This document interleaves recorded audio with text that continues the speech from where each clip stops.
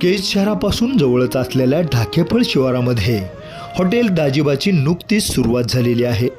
धारूर तालुक्यातील डोंगर भागातील हनुमंत गवळी आणि शंकर गवळी या दोन्ही भावांनी हे ढवारा हॉटेल चालू करून अगदी महिना देखील झालेला नाही, तर या हॉटेलला ग्राहकांची प्रचंड मोठ्या प्रमाणावर आपली पसंती दर्शवलेली दिसते आहे।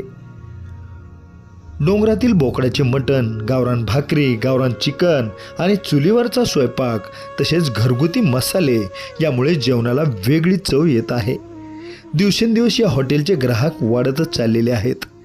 केज अंबेजोगाई या महामार्गावर पाण्याच्या टाकीजवळ ढाकेफळ शिवारामध्ये असलेलं हे हॉटेल अत्यंत लोकप्रिय झालेलं आहे। या हॉटेलमध्ये जेवण करणारा माणूस पुन्हा आवर्जून याच ठिकाणी जेवायला येत आहे।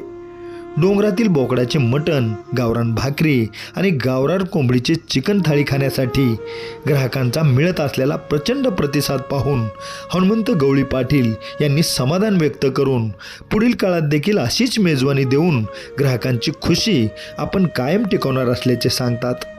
अगदी स्वतःच मटणाची थाळी आणि चिकनची थाळी बनवणारे हनुमंत गवळी याबाबत बोलताना काय सांगतात पहा न्यूज 1 महाराष्ट्र वाहिनीवर।